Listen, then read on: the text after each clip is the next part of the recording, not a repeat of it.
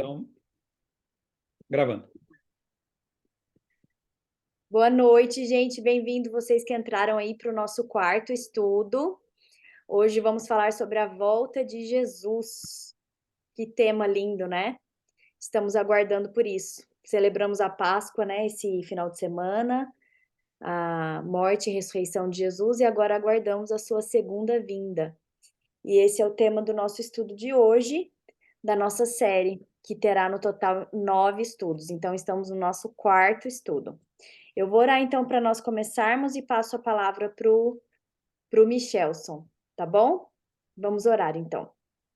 Querido e bom Paizinho, obrigada, Senhor, por esses momentos que vamos ter aqui agora para abrir a tua palavra, para compreender desse tema, Senhor, tão importante, tão fundamental para a nossa fé, que sustenta a nossa fé, a nossa esperança, de que em breve, Senhor, toda dor, todo sofrimento deste mundo irá acabar. Que muito em breve o Senhor estará voltando nas nuvens, com poder e grande glória, cercado de todos os seus anjos, Senhor, para então buscar os seus filhinhos.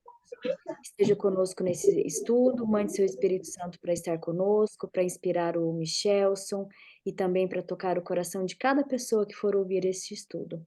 Perdoa, Pai querido, os nossos pecados, as nossas falhas, os nossos erros, a nossa miséria, Senhor, as nossas tentativas falhas de sermos bons por nós mesmos. Nós sabemos que só somos bons, Senhor, com a ajuda do Teu Espírito Santo. Que possamos buscá-lo, Senhor, a cada dia mais.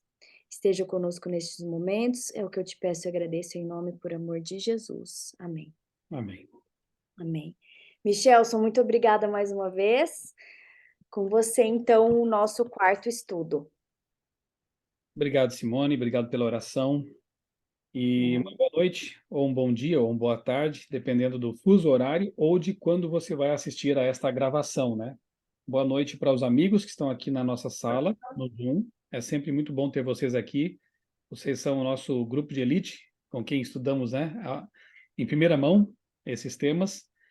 Um abraço também para o pessoal lá do grupo Ricams, né, no Telegram. Ali nós compartilhamos também informações, testemunhos, pedidos de oração. É um grupo muito legal de se estar, né? E você que está acompanhando essa gravação está convidado também a fazer parte desse grupo no Telegram. Nós temos ali o chat e temos também o canal.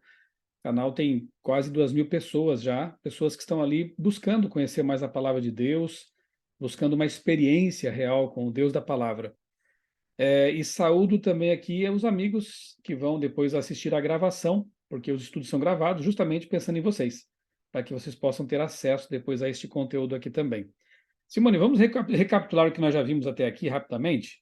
Primeiro estudo, a gente estudou sobre a Bíblia, né? Será que a Bíblia realmente é digna de nossa confiança? Será que podemos colocar nossa vida, confiar tão plenamente assim na Bíblia a ponto de fazer dela nossa bússola moral, nosso guia, nossa lâmpada? E nós vimos que sim, a Bíblia ela passa nos testes. A Bíblia é arqueologicamente, cientificamente confiável, né, em todos os sentidos. E especialmente a Bíblia contém esse poder de transformar vidas. Quando nós a lemos e a estudamos, a nossa vida vai sendo moldada, vai sendo transformada, e eu não conheço outro livro que tenha esse poder. Você pode ver que atrás de mim é um pedacinho da minha biblioteca. Já li muitos livros na minha vida, mas nenhum se compara com a palavra de Deus, a Bíblia Sagrada. Ela tem esse poder sobrenatural. Depois estudamos sobre a origem do mal no universo. Porque no estudo 1 nós entendemos que Deus é amor, ele é tão amoroso, tão bondoso, que nos deixou orientações em sua palavra, veio ao mundo na pessoa de Jesus Cristo. Nós estudamos também rapidamente o assunto da Trindade, e nós entendemos que Jesus é Deus em forma humana, que veio para nos redimir, se relacionar com o ser humano, mostrar como é o caráter de Deus, da divindade, né? E se Deus é amor e é todo-poderoso, por que o mal existe no universo? Esse foi o tema do estudo 2, Guerra dos Anjos. Nós entendemos, então, que estamos imersos num grande conflito, num conflito cósmico, e tudo começou, infelizmente, pelas escolhas erradas no céu, um anjo que se rebelou contra Deus, né, a vaidade, o orgulho subiram à mente dele, e na terra, infelizmente, nossos primeiros pais, Adão e Eva, não passaram no teste e acabaram cedendo às tentações de Satanás. E assim o conflito que começou no céu se transportou para a Terra e o nosso planeta vem, infelizmente, sofrendo as consequências de tudo isso até hoje. Mas também estudamos no tema 3 que Jesus ele veio para pagar a dívida. E o tema foi salvos de quê e para quê? E nós entendemos que fomos salvos do pecado e salvos para viver uma vida nova com Jesus. Então, nós estamos aqui fazendo uns resumões, né, de temas, aglutinando algumas doutrinas também, se vocês já perceberam. Nós estudamos na lição anterior, os vídeos estão disponíveis, tanto no canal do Rick Campos quanto no meu canal no YouTube também. Você pode depois ir lá na playlist ou verificar no canal, estão todos lá, gravados e devidamente salvos. Então nós vimos que Jesus ele veio para nos redimir do pecado, nos resgatar, porque fomos sequestrados, digamos assim, né? A terra é a ovelhinha desgarrada. Ele deixou as 99 ovelhas no local seguro, e neste mundo não há local seguro, né? Então podemos entender que ele deixou lá mundos não caídos. Podemos, quem sabe, um dia estudar um pouquinho mais esse assunto também, né? De outros mundos, que é bem interessante. E veio buscar aquele mundo, aquela ovelha, ou aquela pessoa também, que se desgarrou, que enveredou pelo caminho do pecado. E ele veio ao mundo, pegou essa ovelhinha no colo, nos ombros, e a trouxe de volta para o caminho de Deus. Porém, alguém pode perguntar assim: ok, Jesus morreu para me redimir, ele morreu por amor à humanidade, certo? Deus amou o mundo de tal maneira que enviou seu Filho para que todo aquele que nele crê não pereça, mas tenha vida eterna. Ok, mas acontece que há 2000 anos já, o mundo continua o mesmo. As pessoas ainda morrem, as pessoas ainda passam dificuldades, as pessoas ainda sofrem com atentados, com guerras, com a violência do mundo, com doenças e, finalmente, como eu já disse, com a morte mesmo, né? Então, parece que as coisas não mudaram muito, né? Na verdade, até pioraram em vários aspectos. Então, Jesus não deu conta do recado, Jesus não cumpriu de fato sua missão. Por isso que é importante estudarmos também o assunto da volta de Jesus. Porque, sim, ele vai resolver definitivamente esse assunto. E esperamos que em breve. E por isso a importância de termos aí um estudo sobre esse tema especificamente. A minha tentação hoje era já partir para o estudo dos sinais da volta de Jesus. Porque, gente, é tanta coisa acontecendo ao mesmo tempo, né? Se você lê Mateus 24, por exemplo, e outros textos mais, Lucas 16 e algumas cartas de Paulo, você vê que a Bíblia parece um jornal do dia de hoje, né? De tão atual que é. Guerras e rumores de guerras. Vocês devem estar acompanhando a situação aí de China, Rússia e Estados Unidos, né? Parece que estamos vivendo uma nova Guerra Fria. Eu estava lendo hoje que pela primeira vez em décadas, dois porta-aviões, navios de guerra, um da China e um dos Estados Unidos, estavam ali muito próximos, né, relativamente próximos, ali de Taiwan, né, quase cara a cara. Isso me lembrou, quer dizer, não me lembrou porque eu não era nascido ainda, mas me lembrou do que eu já estudei sobre a crise dos mísseis lá em Cuba, quando a Guerra Fria envolvia a ex-União Soviética e os Estados Unidos. E agora está envolvendo a Rússia, né?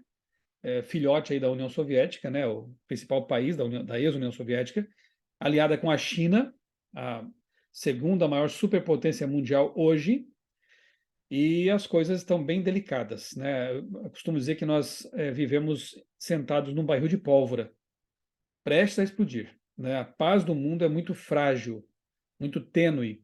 Eu estava ontem ouvindo um especialista em geopolítica dizendo que quanto mais a militarização se intensifica naquela região ali do Taiwan e China, e americanos também por ali, né, tropas americanas, mais insegura fica a situação. Porque qualquer erro tático que for cometido por qualquer um dos lados pode levar o mundo a uma guerra. E uma guerra de proporções catastróficas, né? Porque aí há bombas nucleares envolvidas, né? Enfim, violência. Aqui no Brasil, de novo, uma criança tentou esfaquear colegas e professores numa escola, e já é o segundo ou terceiro caso no Brasil, né? E tantas outras coisas mais que eu poderia gastar o meu tempo aqui, né? E no fim concluiríamos a mesma coisa. O mundo já passou do seu prazo de validade. Já não dá mais, né, para aguentar esse mundo e a insegurança é uma constante. A Bíblia diz que haveria tempos difíceis, pessoas desmaiando de medo, com expectativa das coisas que virão no futuro aí, e é bem o perfil do nosso mundo neste momento. Mas eu quero falar de coisas boas também, né? E principalmente. E a coisa boa, a melhor delas, é que Jesus não nos deixou órfãos. Jesus fez uma promessa maravilhosa, ele empenhou a palavra dele, ele que nunca mentiu. E eu quero pedir que a Simone comece então lendo essa promessa de Jesus, João capítulo 14, versos 1 a 3. Antes que ela leia, e antes que vocês procurem os textos, quero que vocês agora peguem suas Bíblias, se for no celular ou em papel, enfim, né? Abram com a gente aí em João, Evangelho de João, capítulo 14. E a Simone vai ler dos versos 1 ao 3. Para quem lê a Bíblia já há algum tempo, não é novidade falar em segunda vinda de Cristo, porque existem mais ou menos não, mais de 2.000 referências diretas ou indiretas a esse grande acontecimento, a volta de Jesus. Então, quando você lê a Bíblia com atenção, você percebe, por exemplo, que Enoque, o sétimo depois de Adão, lá no comecinho da história do mundo, Enoque já falava da segunda vinda de Cristo. Interessante, né? Ele menciona a vinda é, de Deus com todos os seus anjos, glória, majestade. Isso é a segunda vinda. Então, profetas falaram disso, apóstolos falaram disso, Apocalipse fala disso o tempo todo, né? Então, para quem conhece a Bíblia, realmente não é novidade. Esse assunto está presente ali. De cada 11 versículos, se eu não me engano, 11 ou 10 versículos, faz referência à segunda vinda de Cristo, direta ou indiretamente. É óbvio que nesta noite, não tem noite, dia, manhã, tarde, não sei, né, para você, mas é óbvio que neste momento não seria possível a gente explorar todos os textos, que são muitos mesmo. E eu então selecionei aqui os principais. Depois, como eu tenho feito, eu deixo com a Simone ali os textos, né, para que você possa conferir depois, anotar na sua Bíblia, reestudar o assunto. E começaremos então pelo que é inevitável, né? É a promessa feita pelo próprio Jesus. Era aquela ceia de despedida, antes de Jesus ser entregue às autoridades, né? Era uma quinta-feira à noite, a Santa Ceia acontece ali, a Páscoa é celebrada por Jesus. E nessa despedida, percebendo que os discípulos estavam tristes, ele disse estas palavras de esperança. Simone. Não se turbe o vosso coração. Credes em Deus, crede também em mim. Na casa de meu pai há muitas moradas. Se assim não fora, eu vou-lo teria dito, pois vou preparar-vos lugar. E quando eu for e vos preparar lugar, voltarei e vos receberei para mim mesmo, para que onde eu estou, estejais vós também. Amém. Quase 2.000 anos atrás, próprio Jesus disse: Eu vou, mas eu volto. Imagine como foi confortador para os discípulos depois que eles entenderam essa promessa, né? Porque eles andavam com Jesus, eles sabiam que Jesus nunca tinha mentido e era impossível que ele mentisse. Ele era o Messias aguardado, era Deus encarnado, Deus da verdade. Eu sou o caminho, a verdade e a vida, ele disse. Então ele não pode mentir. E o Deus que não mente disse: Eu vou preparar um lugar para vocês. E quando eu for e estiver preparado, e eu creio que já está preparado, já faz tempo que ele foi, eu voltarei e os levarei para mim mesmo, para que onde eu estou, onde ele está agora? No céu. Para que onde eu estou, vocês também estejam comigo.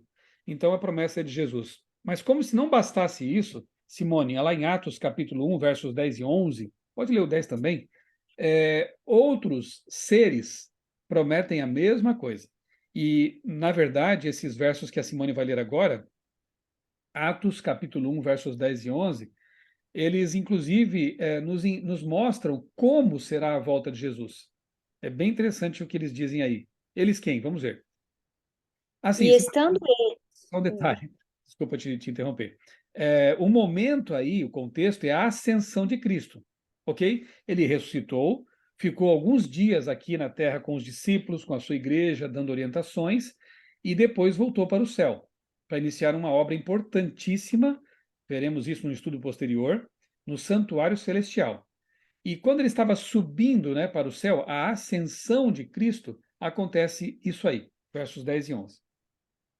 E estando eles com os olhos fitos no céu, enquanto Jesus subia, eis que dois varões, vestidos de branco, se puseram ao lado deles, e lhes disseram: Varões galileus, por que estáis olhando para as alturas? Esse Jesus que dentre vós foi assunto ao céu, virá do modo como vistes subir. Gente, anjos de Deus também fizeram a promessa de que ele voltará. Não é bom saber que o próprio Jesus disse isso e que, além dele, anjos de Deus prometeram que ele voltará. E notem que na resposta, na fala dos anjos, eu consigo imaginar assim a cena. Agora eu vou usar um pouquinho de imaginação, tá?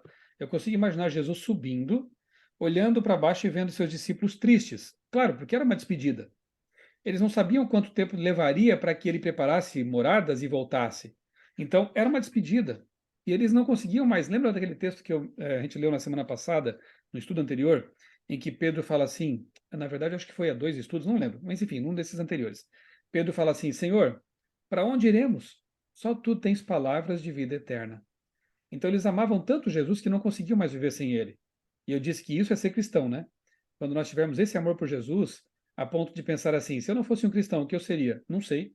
Se eu não tivesse Jesus como meu Salvador, o que eu seria? Não sei. Não consigo conceber essa ideia. Então isso é ser cristão.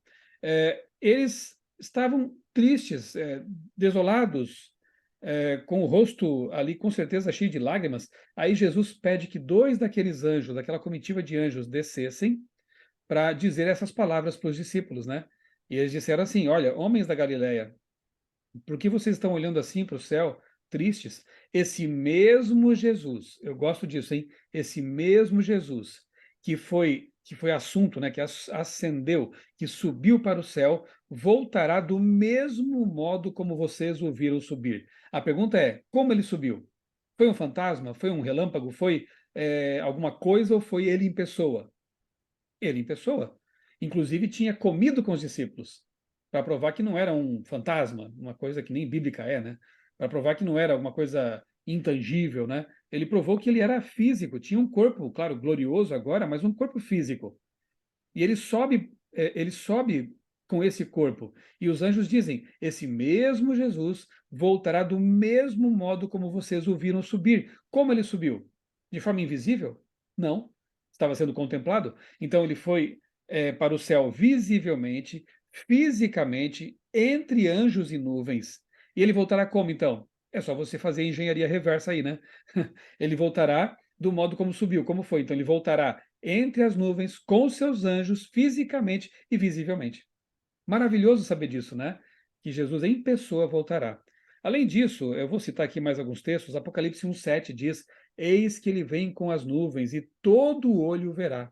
Então, todas as pessoas, sejam salvas ou não, estejam preparadas ou não, inevitavelmente verão Jesus voltando nas nuvens dos céus. Ok? Mas nós temos que estar preparados para isso, né? Aí vai ser bem melhor, com certeza. Mateus 24, 5, 23, 24 também fala que é importante saber como ele virá. Sabe por que é importante saber esses detalhes? Alguém poderia pensar assim, mas não basta saber que ele virá, para que saber tantos detalhes? Porque haverá, como disse Jesus, falsos cristos, falsos profetas. Está lá em Mateus 24. Então nós podemos imaginar pessoas imitando Jesus, e já houve, né? Já existe casos aí na Terra de pessoas que dizem ser a reencarnação de Jesus ou coisa parecida, né? Esses até é fácil ver que é charlatanismo. Mas e se aparecesse alguns seres aí, porque os demônios estão por aqui, você já sabe disso. Imagine que o próprio diabo imitasse a volta de Jesus e aparecesse como um ser brilhante, glorioso, com palavras bonitas. Lembram que nós estudamos que o diabo aparece como anjo de luz para enganar, se possível, até aquelas pessoas que estão buscando a salvação, né, os eleitos? Bem, não é de estranhar que ele pudesse imitar a volta de Jesus. Por isso, é importante conhecer os detalhes. E já sabemos algumas coisas. Quais? Ele virá em pessoa, ele virá com as nuvens, virá com seus anjos, e a vinda dele será visível, tanto para quem se preparou para isso, quanto para aqueles que não se prepararam para isso. Ok? Então, saber disso é vital, é importantíssimo, porque haverá falsos cristos. Agora, Simone, vamos ler agora aqui 2 textos muito, muito importantes. Os 2 são de Paulo. O primeiro é 1 Tessalonicenses capítulo 4, versos 16 e 17, e depois vamos para 1 Coríntios 15. Mas por hora, abram a Bíblia, então, em 1 Tessalonicenses capítulo 4, Eu vou pedir, Simone, que você leia um trecho maior até, do 13 ao 17. Aí pega todo o contexto aí, né? Gente, preste bem atenção no que ela vai ler agora, porque esse texto vai responder algumas coisas importantes. Por exemplo, o arrebatamento do povo de Deus. Arrebatamento é ser levado, transportado para o céu. O arrebatamento do povo de Deus, da igreja de Deus, do povo de Deus, vai ser visível ou invisível, como alguns creem? Essa pergunta vai ser respondida. Outra, o arrebatamento vai ser secreto ou vai ser visível? Essa pergunta vai ser respondida. Na verdade, eu já coloquei aqui, né, para vocês. A segunda pergunta, na verdade, é essa aqui. Ó. O arrebatamento será antes da volta de Jesus. Alguns entendem que seriam 7 anos antes até. Ou será o arrebatamento na volta de Jesus, durante a volta de Jesus? Essa pergunta vai ser respondida. O que vai acontecer com as pessoas que morreram crendo em Jesus por ocasião da volta dele? Terceira pergunta que vai ser respondida. Quarta pergunta que vai ser respondida: o que vai acontecer com as pessoas que estiverem vivas quando Jesus voltar? Viram quantas coisas vão ser respondidas aí nesse texto? Nesses versos que a Simone vai ler, então, nós encontraremos as respostas. Então preste bem atenção, acompanhe na sua Bíblia, 1 Tessalonicenses, capítulo 4, versos 13 a 17. Não queremos, porém, irmãos, que sejais ignorantes com respeito aos que dormem, para não vos entristecerdes como os demais, que não têm esperança. Pois, se cremos que Jesus morreu e ressuscitou, assim também Deus, mediante Jesus, trará em sua companhia os que dormem. Ora, ainda vos declaramos por palavra do Senhor isto: nós, os vivos, os que ficarmos até a vinda do Senhor, de modo algum precederemos os que dormem. Porquanto o Senhor mesmo, dada a sua palavra de ordem, ouvida a voz do arcanjo e ressoada a trombeta de Deus, descerá dos céus, e os mortos em Cristo ressuscitarão primeiro. Depois nós, os vivos, os que ficarmos, seremos arrebatados juntamente com eles entre nuvens, para o encontro do Senhor nos ares, e assim estaremos para sempre com o Senhor. Vejam só, tanta coisa, né? Tanta coisa aí condensada em poucos versos. Primeira delas, que já é um spoiler para um estudo futuro. Não quero, irmãos, que vocês sejam ignorantes, ignorem o que acontece com os que já dormem. Olha que interessante. Ele está falando da morte aí, é muito claro, mas ele chama de sono, os que dormem. Isso é uma. Eu vou deixar aí uma minhoquinha na cabeça de vocês para um próximo estudo, tá bom? A gente vai retomar esse assunto. Bem, para que não se entristeçam como os demais que não têm esperança. Claro, perder um ente querido para a morte é triste, né? É uma despedida também. Mas não é aquele que crê na palavra de Deus e que crê no Deus da palavra, ele se entristece não como os demais que não têm esperança, que não sabem se haverá uma ressurreição, se haverá um reencontro. Então a nossa tristeza é diferente. É uma tristeza carregada de esperança. É uma tristeza pela separação, mas com a certeza de que em breve haverá um reencontro. Eu perdi meu pai para a Covid, né? Faz 2 anos e meio aí, e foi uma experiência muito triste. Eu nunca tinha perdido alguém tão próximo, né? Mas Deus, ele acalentou nosso coração de tal forma, com essa mensagem, com essa fé, com essa crença que nós temos, que eu tive forças até, Simone, para fazer a cerimônia de fúnebre do meu pai. Eu não achei que eu tivesse forças para isso, para pregar naquele momento, né? Eu orei a Deus, pedi que Deus me desse palavras de conforto para os parentes, e como filho, eu consegui fazer isso. Por quê? Porque eu sabia que em algum momento futuro, espero que em breve, eu vou reencontrar meu pai, porque essa é a promessa da Bíblia. E eu creio de todo o meu coração nisso. Então, vejam, entristeçais não como os demais que não têm esperança.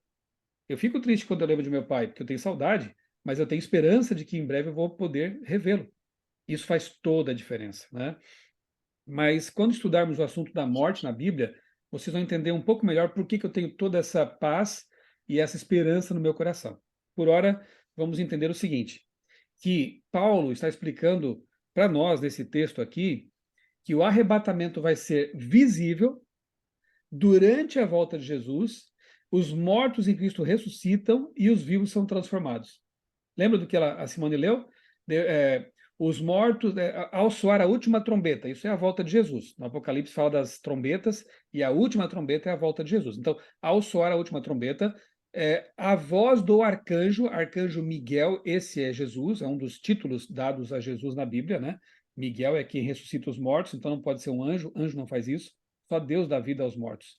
Então, a voz do arcanjo, os mortos ressuscitam. Os que morreram em Cristo ressuscitam primeiro, o que também já é uma pista para um estudo futuro, porque haverá uma segunda ressurreição. Por isso que fala da primeira, ok? Então, lembre-se disso. Ressuscitam primeiro, por quê? Porque haverá uma segunda. Hoje eu não vou poder explorar esse assunto, porque o tempo não permite. Mas, enfim, ressuscitam, então, os que morreram em Cristo, e nós, os que ficarmos, não iremos na frente deles. Iremos todos juntos encontrar Jesus no céu. Então, o arrebatamento, tanto dos ressuscitados, quanto dos que ficaram vivos para a volta de Cristo, acontecerá no mesmo tempo, na volta dele, e o encontro com ele vai ser nos ares. Outra informação importante, hein? Não pense que Jesus vai descer à terra de novo para curar, para fazer milagres. Isso ele já fez. Ele já ofereceu a salvação, ele já pregou o evangelho, agora ele vem resgatar, levar para si aqueles que aceitaram o seu plano, ok? Então ele não pisa na terra novamente. O diabo vai estar aqui, imitando Jesus, certamente caminhando pela terra, né? E como o diabo não é onipotente, né? Tampouco onipresente, não vai ser possível que todos os olhos o vejam ao mesmo tempo, ok? Então ele tem limitações, e é preciso conhecer isso para não ser enganados, como eu disse. Então, Paulo, ele nos ensina uma série de coisas importantes nesse texto aí.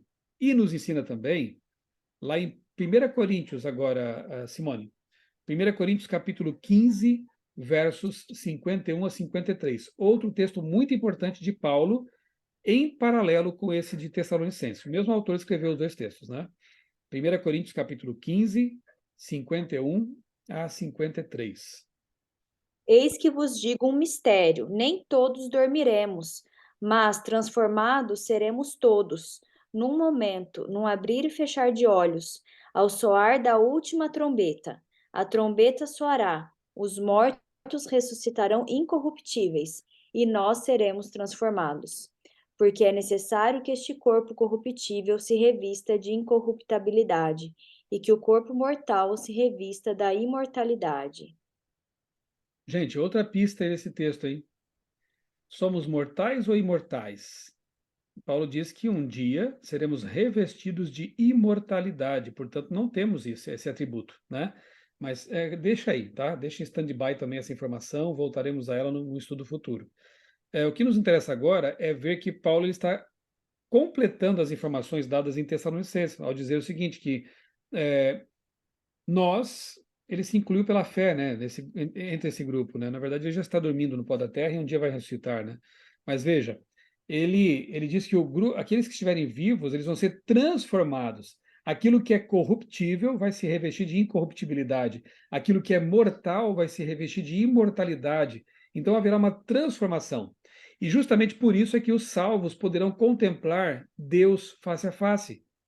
Ao passo que, como diz Paulo também em 2 Tessalonicenses capítulo 2:8, o ímpio vai ser destruído pela glória do Senhor. É duro isso, né? Mas essas pessoas tiveram muitas e muitas oportunidades e não quiseram saber do plano de Deus para o seu resgate, né? A redenção, e por causa disso não serão transformados, porque não quiseram saber disso. Então, o corpo pecaminoso não pode contemplar a glória de Deus. Agora, o corpo transformado por Deus, um corpo puro, perfeito, não mais contaminado pela natureza pecaminosa, esse corpo, à semelhança do de Jesus após a ressurreição, poderá contemplar Deus face a face, na glória. Que maravilha, né? Então nós seremos transformados para poder contemplar o Criador. Os mortos ressuscitam já com o corpo glorificado, como Paulo ensina. E os vivos têm essa transformação num piscar de olhos. É como se a gente morresse, vamos pensar na gente como aqueles que estarão vivos na volta de Jesus, ok? É como se a gente morresse num instante, num segundo. O velho corpo se desfaz e Deus nos dá um corpo novinho em folha, para que com ele possamos subir para o céu e encontrar Jesus. Essa é a promessa que a Bíblia traz para nós, né? Eu sei que parece um sonho, mas na verdade este mundo é o pesadelo, do qual acordaremos para a vida que Deus quer para nós, que é uma vida eterna, de paz, de imortalidade, tudo de bom, né? Amém. Simone, João capítulo 5, versos 28 e 29, nesse texto, nesses versos, João fala de duas ressurreições. É importante a gente dar uma pinceladinha nisso também hoje. João capítulo 5, versos 28 e 29. Abra sua Bíblia 5, também, você. 28 e 29. Isso. Não vos maravilheis disto, porque vem a hora em que todos os que se acham nos túmulos ouvirão a sua voz e sairão, os que tiverem feito bem para a ressurreição da vida, e os que tiverem praticado mal para a ressurreição do juízo. Simone, esse texto aí, ele está em conformidade, né, com o que Paulo nos disse agora há pouco. Por que ele usa o verbo no presente, no futuro, né? Vem a hora, vem o dia em que todos os que estão nos túmulos ouvirão sua voz e sairão, uns para a ressurreição da vida, outros para a ressurreição da condenação ou do juízo. Interessante o verbo no futuro, né? Uhum. Quer fazer um comentário sobre É isso? o momento da volta de Jesus, né? Exato. Veja que a ressurreição, ela não aconteceu ainda, né? Vem o dia, vem a hora em que todos vão acordar do túmulo. Porém, alguns vão ressuscitar para a vida eterna e outros não. Agora, o mesmo João, como é bom a gente comparar o que o autor, né, o mesmo autor diz em outros livros, né? O mesmo João retoma esse assunto em Apocalipse 20. Abra lá a sua Bíblia então, agora ficou fácil, é o último livro, né? Então, o mesmo João, que é autor do Apocalipse também, retoma esse assunto e adiciona uma informação. Ele nos dirá agora nesse verso 4, que transcorrerá um certo tempo entre uma ressurreição e outra. Quanto tempo será, Simone? Vi também tronos, e nestes sentaram-se aqueles aos quais foi dada a autoridade de julgar. Vi ainda as almas dos decapitados por causa do testemunho de Jesus, bem como por causa da palavra de Deus. Tantos quantos não adoraram a besta, nem tampouco a sua imagem, e não receberam a marca na fronte e na mão, e viveram e reinaram com Cristo durante 1000 anos. Você leu o 4, né? O Pode, 4. pode ler os 5 e o 6 também. Tá. Os restantes dos mortos não reviveram até que se completassem os 1000 anos. Esta é a primeira ressurreição. Bem-aventurado e santo é aquele que tem parte na primeira ressurreição. Sobre estes, a segunda morte não tem autoridade. Pelo contrário, serão sacerdotes de Deus e de Cristo e reinarão com ele os 1000 anos. Vocês perceberam que há duas mortes e duas ressurreições? Interessante, né? Primeira morte, segunda morte, primeira ressurreição, segunda ressurreição. De acordo com o mesmo João, com o próprio João, a primeira ressurreição é daqueles que ressuscitam para a vida eterna. E a segunda ressurreição é daqueles que vão para a destruição final, né? O juízo final, digamos assim, a não vida eterna, portanto, morte eterna. Segunda morte é chamado assim, não é chamado segundo viver para sempre queimando, né? É segunda morte. E morte é o oposto de vida, ok? Então veja como o texto é interessante. O João nos informa em Apocalipse que haverá um período de 1000 anos entre as duas ressurreições. Então, como é que funciona? Depois eu vou mostrar um gráfico aqui para ficar mais claro ainda. Jesus vem, ele ressuscita aqueles que morreram crendo nele, os salvos, ok? E esse grupo vai para o céu com Jesus. Tanto os que estavam mortos quanto os que estavam vivos e foram transformados num abrir e fechar de olhos. Vão para o céu com Jesus. Permanecem na terra os ímpios, que já estavam mortos e não sabem nem o que aconteceu, porque continuam mortos. Os que estavam vivos são destruídos pela glória do Senhor, então eles ficam mortos aqui também. E unicamente ficará aqui consciente Satanás, ficarão, né? Satanás e seus anjos. Já vamos ler o verso que explica melhor isso aqui, né? Mas aqui temos que entender, então, primeiramente, que haverá um período de 1000 anos entre a primeira e a segunda ressurreição. E outra coisa, lá em 1 Coríntios capítulo 6, versos 2 e 3, é dito que os salvos, o povo de Deus, haverá de julgar os anjos, inclusive. Haverá de julgar os ímpios, as pessoas, enfim, e inclusive os anjos. Que interessante, né? Que anjos os salvos vão julgar? Não podem ser os anjos de Deus, porque eles estão salvos. Os únicos anjos que caíram de sua condição de salvos e se perderam foram os anjos que seguiram Satanás. Então, de alguma forma, o povo de Deus vai julgar esses anjos. Não no sentido de determinar a sentença, porque isso só Deus faz, mas poderão ter acesso ao juízo de Deus, aos registros. E é interessante porque a Simone acabou de ler em Apocalipse que ali João viu tronos. Quando são colocados tronos, isso pressupõe uma cena de juízo, de tribunal, então haveria pessoas participando desse julgamento. E nós entendemos que isso está de acordo com Paulo, lá em 1 Coríntios 6, quando ele diz que o povo de Deus haverá de julgar até os anjos caídos, naturalmente. Então, durante os 1000 anos em que os ímpios estarão mortos na terra, Satanás estará aqui preso na terra, o povo de Deus estará com ele a bordo da santa cidade, Nova Jerusalém, fazendo muitas coisas, entre as quais também participando de um juízo de comprovação, podemos chamar assim, verificando questões que não ficaram muito claras. Deus é tão bom, né, gente? Pensa um pouco. O Criador podia dizer assim, ó, eu julguei e está acabado. Eu sou Deus, eu sou o Criador, eu sei o que eu faço, eu sou onisciente, vocês não. Então, é assim e pronto. Mas Deus é tão bondoso, tão transparente, e eu diria até humilde, que ele se coloca à disposição, ele coloca os registros. Esses registros não servem para Deus, porque ele não precisa disso, mas foram feitos pelos anjos relatores em benefício dos seres criados. E ele coloca tudo às claras, à disposição, para que não haja mais dúvida nenhuma sobre nada nesse grande conflito. De modo que, quando o conflito terminar, tudo estará esclarecido. Na verdade, a Bíblia diz que todo joelho se dobrará perante o Senhor. Se todo joelho vai se dobrar, até Satanás vai fazer isso. Não, eu não sei se já falei isso aqui, mas se falei, repito, né? Não no sentido de que ele se arrependeu de seus pecados. Não, porque ele já está longe do arrependimento, já pecou contra o Espírito Santo, o destino dele está selado. Mas ele vai reconhecer a justiça de Deus. É nesse sentido.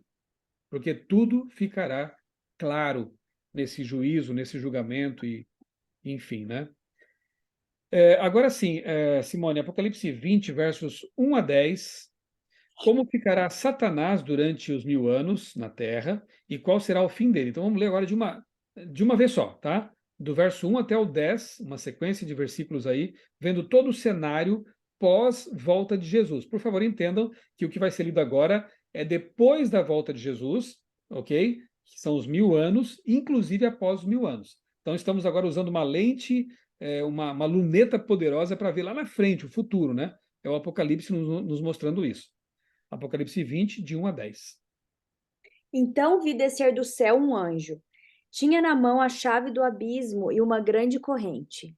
Ele segurou o dragão, a antiga serpente, que é o diabo, Satanás, e o prendeu por 1000 anos. Lançou-o no abismo, fechou-o e pôs selo sobre ele, para que não mais enganasse as nações, até que se completassem os 1000 anos. Depois disso, é necessário que ele seja solto pouco tempo. Vi também tronos, e nestes sentaram-se aqueles aos quais foi dada a autoridade de julgar. Vi ainda as almas dos decapitados por causa do testemunho de Jesus, bem como por causa da palavra de Deus. Tantos quantos não adoraram a besta, nem tampouco a sua imagem, e não receberam a marca na fronte e na mão, e viveram e reinaram com Cristo durante 1000 anos. Os restantes dos mortos não reviveram até que se completassem os 1000 anos. Esta é a primeira ressurreição. Bem-aventurado e santo é aquele que tem parte na primeira ressurreição, porque sobre esses, a segunda morte não tem autoridade. Pelo contrário, serão sacerdotes de Deus e de Cristo e reinarão com ele os 1000 anos. Quando, porém, se completarem os 1000 anos, Satanás será solto da sua prisão e sairá a seduzir as nações que há nos 4 cantos da terra, Gog e Magog, a fim de reuni-las para a peleja. O número dessas é como a areia do mar. Marcharam então pela superfície da terra e sitiaram o acampamento dos santos e a cidade querida. Desceu, porém, fogo do céu e os consumiu. O diabo, o sedutor deles, foi lançado para dentro do lago de fogo e enxofre, onde já se encontram não só a besta, como também o falso profeta. e serão atormentados de dia e de noite pelos séculos dos séculos. Quanta coisa, né? E, claro, é uma cena triste, é uma cena de um fim de um conflito, é o juízo de execução agora, né? Não mais o juízo pré-advento, juízo de comprovação no milênio, é o juízo de execução. É quando a sentença ela é executada. Então, note que o diabo ele é preso por 1000 anos. Um anjo poderoso vem e coloca uma corrente sobre ele, um selo, e ele é preso no abismo. É claro que esses elementos são simbólicos, né? Não há corrente que possa prender um anjo poderoso, e tampouco não existe um abismo como buraco aqui nesse texto.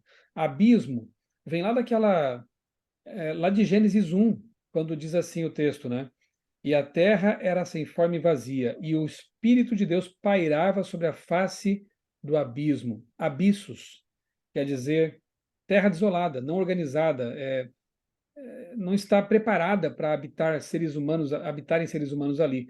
A terra voltará à condição de sem forma e vazia após a volta de Jesus, porque haverá muitos terremotos, destruição, e lá em Jeremias capítulo 4 nós encontramos uma profecia que descreve essa condição da terra nesse momento em que as aves fugiram do céu, tudo estava em escuridão, não havia nenhum ser vivo sobre a terra. Nunca houve uma condição assim no planeta. Portanto, só pode ser uma profecia relativa ao futuro distante para o Jeremias, mas relacionado conosco, né, no tempo do fim, que é o milênio bíblico, em que só haverá o diabo preso no abismo, que é a terra desolada, por 1000 anos, que não é coincidentemente, né, porque é o mesmo período, por 1000 anos ele fica preso, 1000 anos os salvos estão no céu com Jesus. Olha que interessante. 1000 anos Satanás está preso, 1000 anos transcorre entre uma e outra ressurreição, a primeira e a segunda. É o mesmo período, ok? Por que Satanás está preso? Eu vou fazer uma comparação aqui. Imagine que eu fosse um pedreiro construindo uma casa.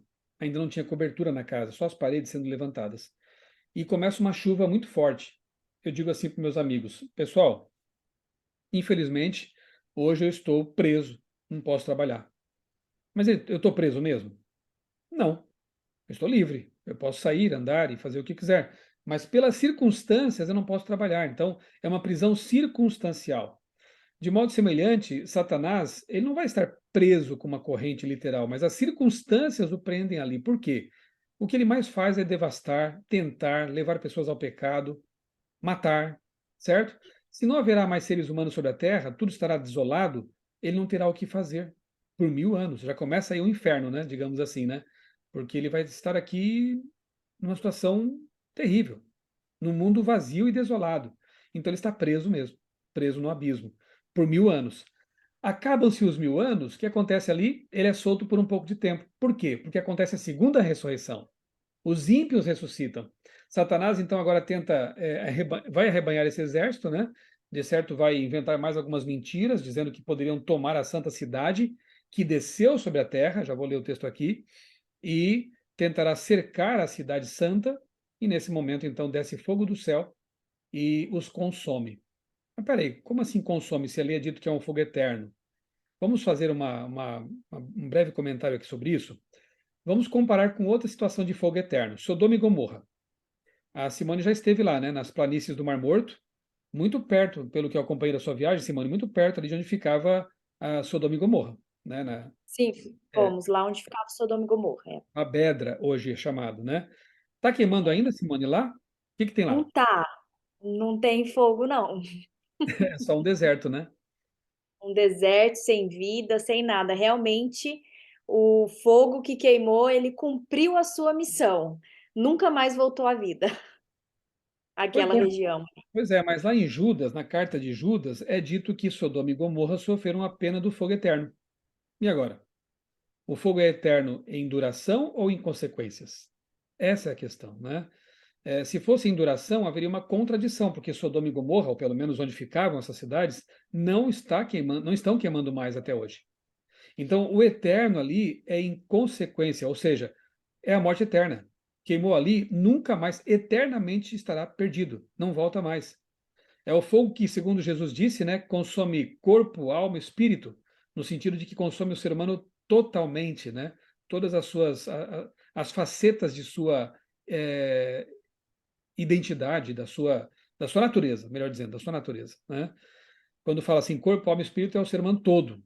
E ali é queimado todo o ser humano. Outra coisa, Malaquias diz que os ímpios se farão como cinzas debaixo dos pés dos salvos. Se é cinza, acabou, não tem mais volta, né? Então há muitos textos que falam de aniquilação. E nem seria, pensa bem assim, vamos pensar um pouco agora só assim de maneira analisar a questão de um ponto de vista assim legal, né? O máximo que que os seres humanos é, decretam de pena sobre alguém é prisão perpétua ou a pena capital, a pena de morte, ok? E ali está cumprida a pena, resolvido. Será que Deus seria, eu não vou nem dizer cruel, né? Porque em alguns casos é isso mesmo que as pessoas merecem, né? Biblicamente falando, sempre foi assim, né? Bem, mas será que Deus puniria de modo ainda mais intenso, mais severo do que os seres humanos fazem? Ou seja, por uma vida de 10, 20, 30, 40 anos, 50 anos, que seja, de pecado, Deus condenaria alguém a milhões, bilhões de anos queimando no fogo eterno? Combina com o caráter de Deus isso? Pensem bem, né? Uma Não é punição eterna. justiça isso, né? Isso não é justiça. Isso é sadismo e crueldade, eu acho, né? Não, sadismo, no mínimo. Por quê? Se o fogo é eterno, se esse fogo eterno queima totalmente o ser humano, tira a sua vida, como disse Jesus, Deus teria que fazer um milagre constante de manter viva essa pessoa num fogo que não se apaga. Isso é muito macabro. Isso é muito tétrico, né? Não combina com o caráter de Deus. E muitas pessoas, na verdade, se afastaram de Deus e até abraçaram o ateísmo. Eu conheço casos, porque lhes foi ensinado que o inferno é assim. É o inferno eterno de fogo eterno, né? Já pensou? A E gente tem, foi e tem pessoas, né, Michelson, que querem que seja assim. Não, porque vai queimar mesmo, tem que queimar eternamente. E um dia, dando um estudo com o pastor Bill, né? O pastor Bill falou assim: Olha, Simone, eu acho que uma pessoa que tem esse desejo no coração nem no céu vai estar. então, Porque você desejar que uma pessoa queime por. Se alguém aí já queimou a mão no fogão, o tanto que dói. Agora você imagina isso por bilhões de anos, sem parar. Que Deus seria esse? É um absurdo esse pensamento realmente de que o inferno é eterno. Ele é eterno na sua qualidade, na sua condição de que não vai voltar à vida, morreu, acabou, né? Então ele queima enquanto tem o que queimar. Acabou, acabou.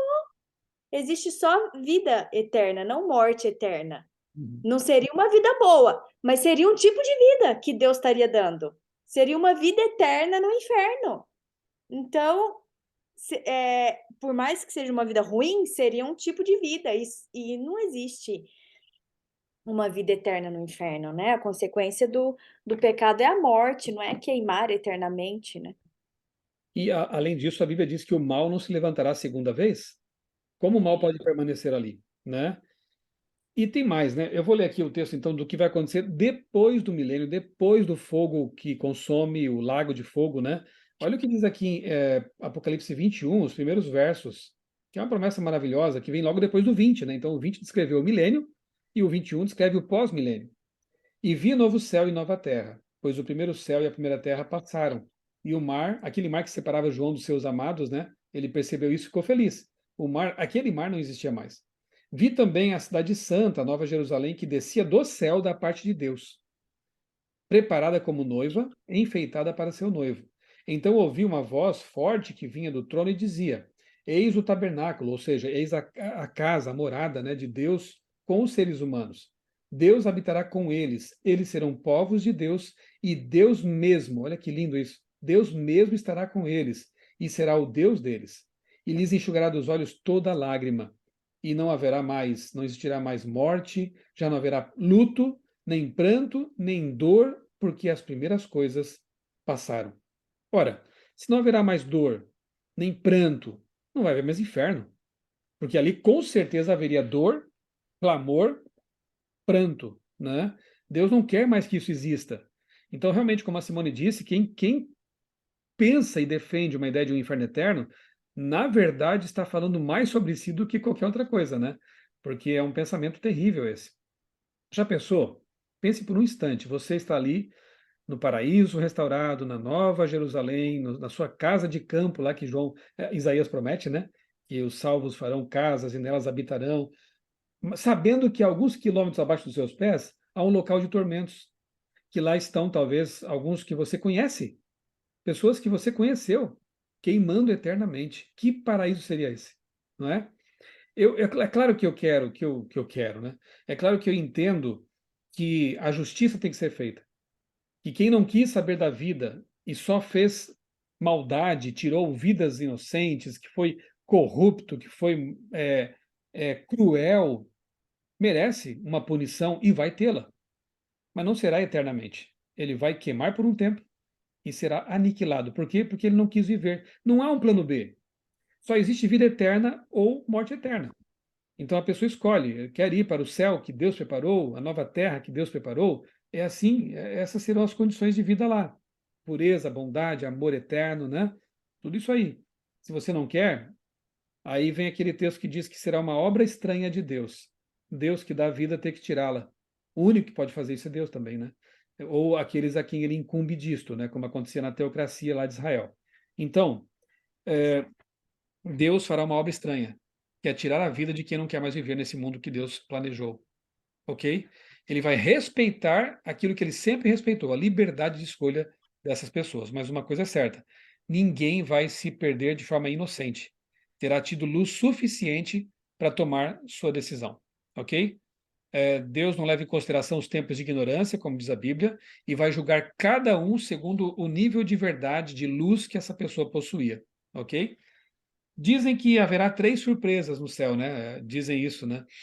Que a primeira é, puxa, eu estou aqui. Eu sei que eu não merecia estar aqui, mas eu estou aqui pela graça. Primeira surpresa é essa, eu estou aqui. Segunda surpresa, você está aqui? Imagina Estevão vendo Paulo no céu, né? Manassés, Isaías vendo Manassés, que mandou matá-lo lá no céu. E, puxa, você está aqui, né? E a outra surpresa é, por que aquela pessoa não está aqui? Pessoas que talvez nós pensássemos que estariam lá com certeza, mas que não conhecíamos a vida dele, né, nos bastidores, as maldades que fez, as rejeições ao espírito, né?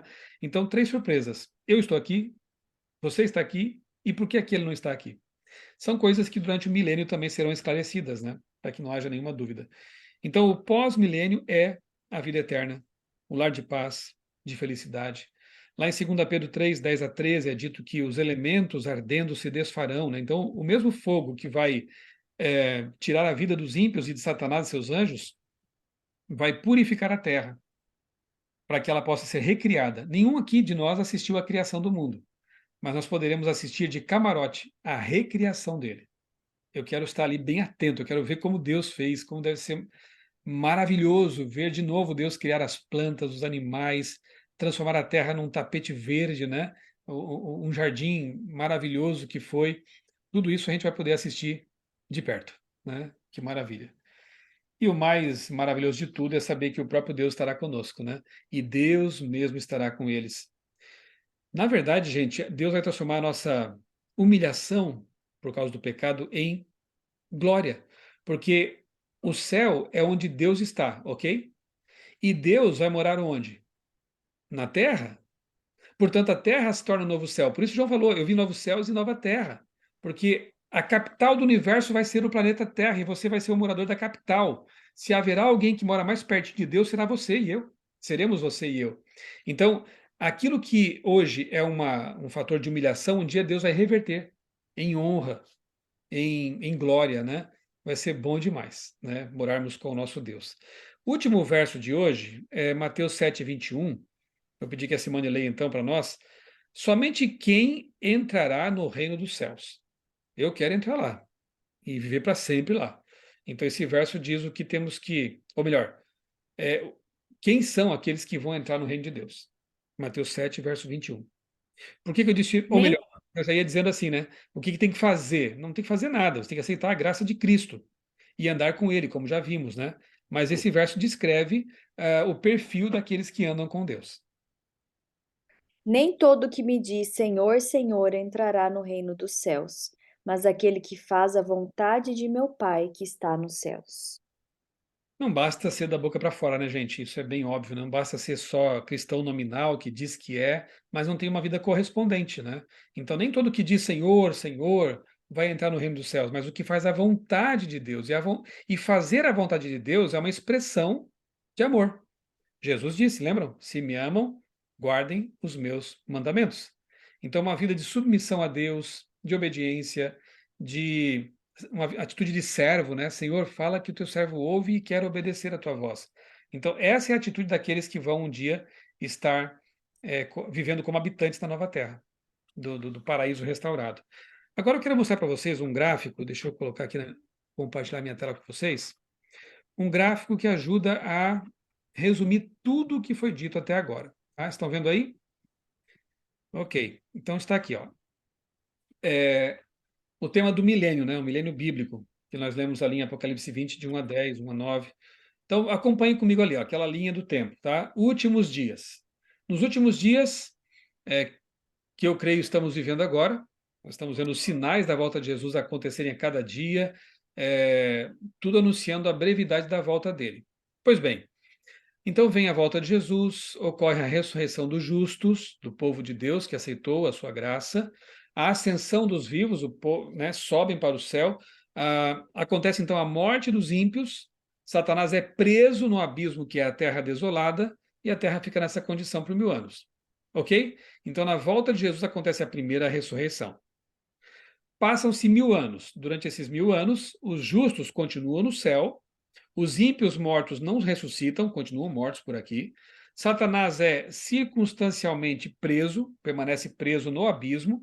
A terra fica em descanso por 1000 anos. Findos os 1000 anos, acontece a segunda ressurreição. Agora, essa aí já não é boa, né? Porque é a ressurreição dos ímpios, confirmando o que João disse em João 5, 28 e 29. Uns ressuscitam para a vida, quando Jesus volta, e outros para a condenação, 1000 anos depois. Digamos, na terceira vinda de Cristo, agora a bordo da Santa Cidade, com os salvos lá dentro. Acontece a segunda ressurreição. A Santa Cidade desce para a terra, os ímpios mortos ressuscitam, Satanás é solto da sua prisão, porque agora tem a quem tentar, acontece o juízo final, a destruição final, e Deus recria o planeta Terra como devia ser e nunca devia ter deixado de ser. É a nova Terra, é o paraíso restaurado, o Éden é devolvido, a árvore da vida é devolvida. Então, gravem esse gráfico, eu mando para vocês depois, ou então, se quiser tirar um print da tela, ele ajuda a resumir tudo o que vimos nesse nosso estudo. Os últimos dias, a volta de Jesus, 1000 anos depois e a eternidade. Nós precisamos estar preparados para isso, meus amigos, meus queridos, né? E precisamos tomar uma decisão importante hoje também, como sempre temos feito. A decisão de hoje é a seguinte: Ezequiel 18, 23, somente ficarão fora da nova terra aqueles que assim decidirem, pois Deus respeita a liberdade humana. Decida se preparar para a volta de Jesus e estar junto aos remidos de Deus, para desfrutar a vida eterna ao lado de Jesus. Eu quero perguntar para vocês. Quem sabe se você quiser levantar a mão aí para Deus, para o céu, né? Expressar essa sua decisão. Você realmente deseja um dia fazer parte desse arrebatamento que não vai ser secreto, que não vai ser antes da volta de Jesus, vai ser durante a volta de Cristo, e estar para sempre com Jesus e com os remidos na nova terra durante toda a eternidade? Você aceita? Você quer isso para a sua vida? Eu também não tenho dúvidas. Eu levanto a mão e quero muito, né, que isso aconteça e logo, porque o meu desejo é estar com Jesus, com os salvos, conhecer meu anjo, como já estudamos, né, e ver o sofrimento finalmente ter fim. A solução definitiva para este mundo é a volta de Jesus. Tudo o que fizermos aqui será paliativo apenas. Quer seja na política, nas causas sociais, por mais importantes que sejam, são paliativos. Temos que fazer isso, mas fazer muito mais, que é pregar, advertir as pessoas, anunciar a volta de Jesus para que as pessoas estejam sabendo disso e então ele possa voltar. Porque diz lá em Mateus 24:14 que este evangelho do reino será pregado em todo o mundo, para testemunha a todas as pessoas, a todas as nações, e então virá o fim. É o último sinal que falta se cumprir. E graças a Deus, ele está avançando, né? A pregação está avançando. E onde não puder avançar, Deus fará os milagres necessários, como tem feito já, né? Em países em que a pregação do evangelho não é possível, não é permitida, as pessoas têm tido sonhos com Jesus. Eu conversei com missionários já em países assim bem fechados. Não convém nem mencionar nomes aqui, nem do país, nem das pessoas, por segurança, mas eu conheço missionários que têm contado cada história linda, gente, de pessoas sonhando com Jesus e recebendo estudos bíblicos de Jesus pessoalmente e conhecendo o caminho da verdade. Então, Deus está fazendo a parte dele, nós temos que fazer a nossa, e a nossa principal é nos prepararmos para a vinda dele e pregarmos sobre isso. Lembra que eu falei para vocês que esse estudo aqui tem segundas intenções? Quais são? Que vocês passem adiante o que estão aprendendo, né? Como diz a Bíblia, de graça recebestes, de graça dai, né? Então, passe adiante, falem sobre esses assuntos, preguem para seus amigos, seus colegas de trabalho, de escola, para que mais e mais pessoas possam saber dessa verdade maravilhosa. Jesus vai voltar. Ele prometeu voltar. Os anjos garantiram isso. As profecias mostram que isso é fato, que está se aproximando. E nós precisamos estar prontos para isso. Tá bem? Eu vou fazer uma oração agora e depois podemos, quem sabe, ter um momento aqui de interação também, com comentários, com perguntas. Mas antes, vamos orar a Deus para selar a decisão que tomamos agora mesmo.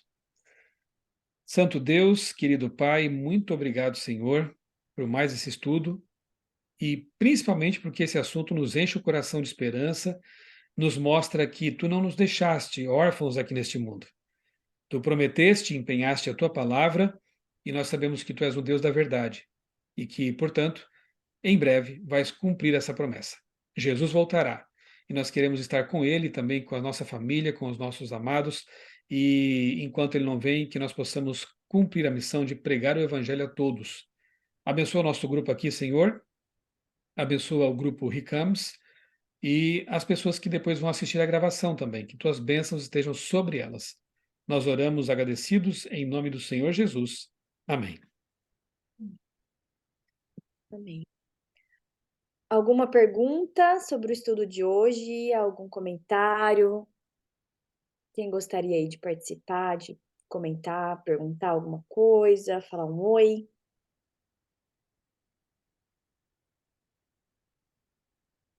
Aproveitem, gente. Oi, Aproveitem que o Chelson tá aqui. Oi, Cá. olá, oi, tudo bem? Michel, só Tudo queria bem? Boa noite. agradecer o estudo, tudo bem. Foi ótimo, maravilhoso. Eu nunca vi assim um assunto tão denso, né?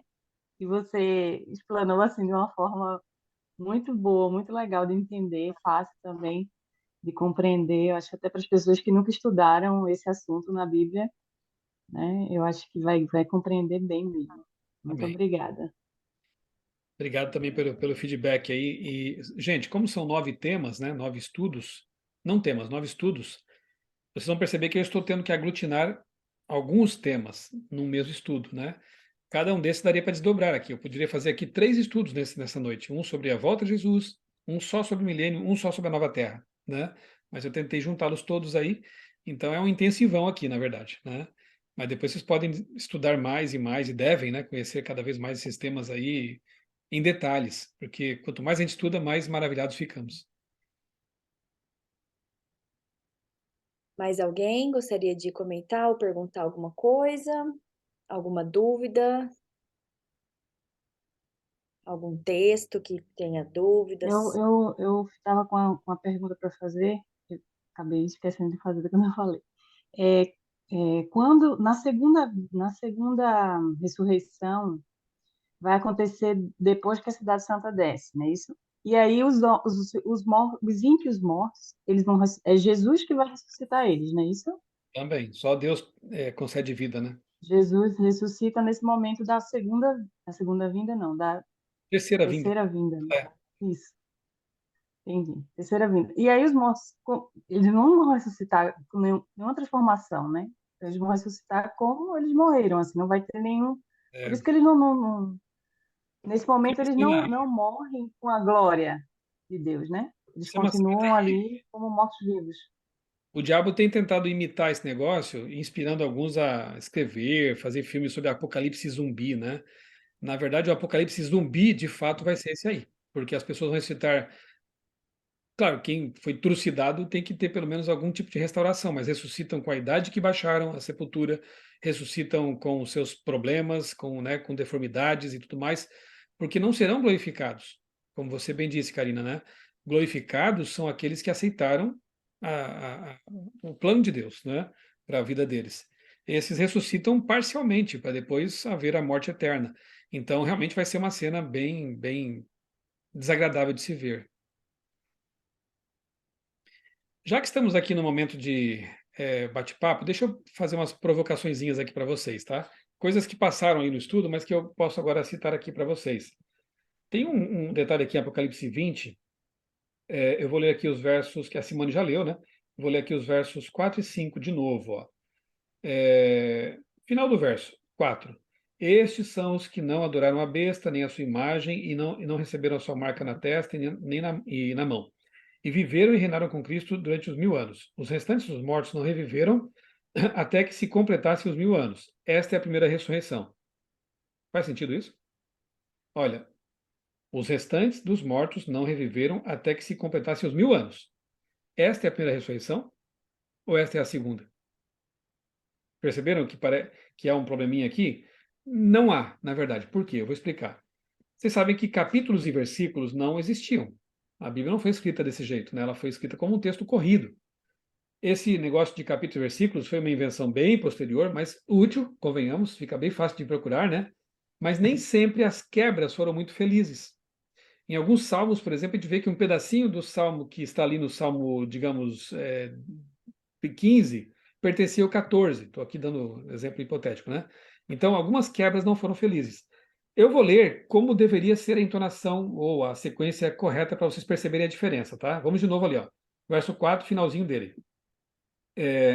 Estes são os que não adoraram a besta nem a sua imagem, e não receberam a sua marca na testa e na mão, e viveram e reinaram com Cristo 1000 anos. 5.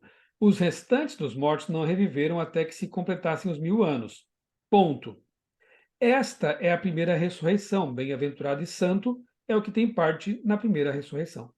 Mudou alguma coisa? Inclusive o pronome aqui, o demonstrativo, né? Ele está escrito corretamente em português. Esta, e não essa. Quando a gente diz esta, a gente se refere a algo que vem em seguida no texto. Ok? Então, esta, quase dá para pôr um ponto e 2 pontos ali, ó. Esta é a primeira ressurreição, 2 pontos. Bem-aventurado e santo aquele que tem parte nessa ressurreição aí, na primeira ressurreição. Ok? Só uma curiosidade, talvez quando a Simone leu, deve ter passado batido, né? Mas acho que vale a pena aqui uma explicação, porque se nós levarmos em conta essa quebra de verso que foi aqui infeliz, fica estranho, porque ele descreve a segunda ressurreição e diz que é a primeira. Mas não, né? Outra coisa que talvez tenha passado, até porque eu não mencionei durante o estudo, mas aqui eu vou citar para vocês. Apocalipse 1:7 diz assim, ó: Eis que vem com as nuvens e todo olho o verá, até mesmo os que o traspassaram. Quem traspassou Jesus com a lança? Quem matou Jesus? Os soldados romanos, ok? Então, como é que esse pessoal aí vai ver Jesus voltando com os próprios olhos, né? Eis que vem com as nuvens e todo olho verá. Ok, eu entendo, todo mundo na terra que estiver vivo. Mas ele fala assim, até mesmo os que transpassaram Jesus. Como entender esse texto? É interessante, não é? Lembra quando Jesus estava preso ali diante dos líderes judaicos e ele falou assim, ó, vocês verão o Filho do Homem vindo nas nuvens dos céus. Opa, mas como assim? Anás e Caifás e aqueles líderes que condenaram Jesus veriam Jesus voltando nas nuvens dos céus? Interessante, não? Lá em Daniel capítulo 12 tem outro verso que é interessante, que diz assim, muitos dos que dormem no pó da terra ressurgirão. Muitos. Mas João diz que são todos. Então, na verdade, gente, existem as duas grandes ressurreições, ok? A dos salvos e a dos perdidos. Uma para a vida eterna, outra para a condenação, que é a segunda morte. E se a segunda morte não é queimar para sempre, é morte mesmo, acabou. A aniquilação. Porém, existem duas ressurreições pequenas, digamos assim, parciais. Uma é chamada especial e a outra parcial, que acontece no processo. A ressurreição parcial é justamente a desse pessoal que foram os mais terríveis perseguidores de Cristo e da igreja mesmo. Então, aqueles que mataram Jesus, aqueles que condenaram Jesus e outros, mais possivelmente, que foram terríveis perseguidores do povo de Deus, ressuscitam para ver o que fizeram. Deu para entender? Esse pessoal está numa situação complicada, porque vai morrer 3 vezes. Como assim? Já morreram, não é? Já morreram. A morte, aspas, comum. Vão ressuscitar para ver que eles condenaram o Filho de Deus, né? Para ver que aquilo que foi prometido era real, e morrem de novo, porque não suportam a glória de Deus. E no fim do milênio morrem para sempre. 3 mortes. Alguns aqui talvez nunca morram. Interessante, né? Porque se Jesus voltar daqui a poucos anos, alguns dos que estão aqui nessa sala agora talvez não morram. Mas haverá gente que morrerá 3 vezes, né? Que já estão mortos e vão ressuscitar. Paulo disse, né, que nem todos dormiremos, mas todos seremos transformados. Lembra o texto de Coríntios?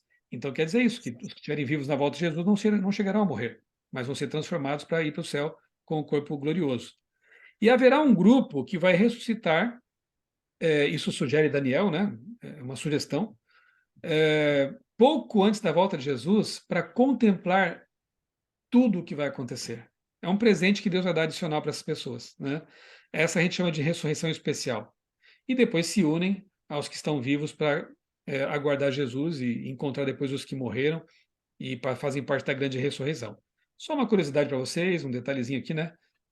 Nesse momento aqui de extras, né?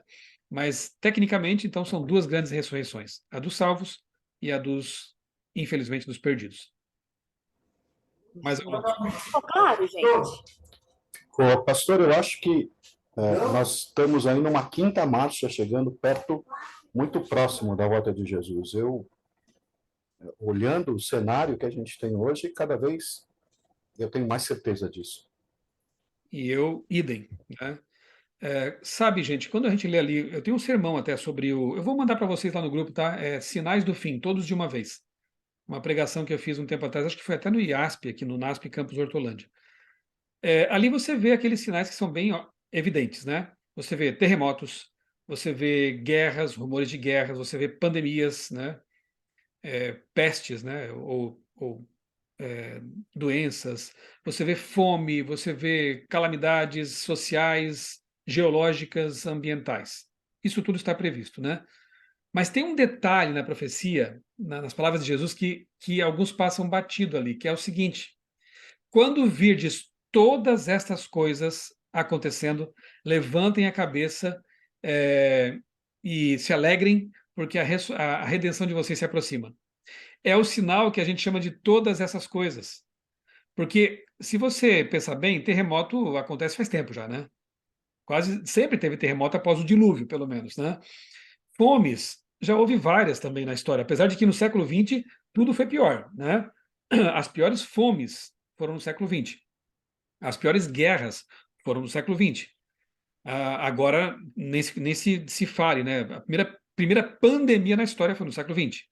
Então, tudo foi muito mais intenso, mas sempre aconteceu. Agora, tudo ao mesmo tempo e com tamanha intensidade, nós nunca vimos, né? Nunca vimos. É como Jesus disse, né? Comparando, é como as dores do parto, né? As mães aqui sabem do que eu estou falando, né? Que as contrações começam a ficar mais espaçadas, menos espaçadas e mais intensas. Então, os sinais se intensificam num período menos espaçado de tempo, acontecendo ao mesmo tempo. E terremoto, gente, não sei se vocês tiveram a curiosidade de pesquisar esses institutos de sismologia. Eu tenho um gráfico, inclusive, que eu apresento nesse sermão. Eles fazem monitoramento já faz décadas e décadas desses terremotos, da quantidade por ano, né? Com os sismógrafos. E o gráfico é assim, ó, mais ou menos assim, ele vai subindo devagar. Quando chega nos anos 2000, ele sobe rapidamente. A quantidade de terremotos, a intensidade deles aumentou tremendamente nos últimos 10 anos, mais ou menos, ok? Então, é o sinal de todas essas coisas. Tudo acontecendo muito rapidamente, intensamente, para mim, evidencia que a volta de Jesus se aproxima. Graças a Deus. Amém. Acho que é isso, né, gente? Então, Michelson, qual o tema da próxima semana? Tem aí ou eu te peguei de surpresa? Agora eu já coloquei aqui, né? É a eterna lei do Criador. Como vive o povo de Deus enquanto aguarda Jesus voltar? Que legal. Como que é o título? Gostei do nome. A Eterna Lei do Criador. A Eterna Lei do Criador. Que lindo! Deus é um criador de leis, né? Quando a gente olha para o mundo, a gente vê leis, né? Leis da gravidade, translação, Nosso bem, né? rotação, todos, né? Tudo gira em torno de leis do nosso mundo.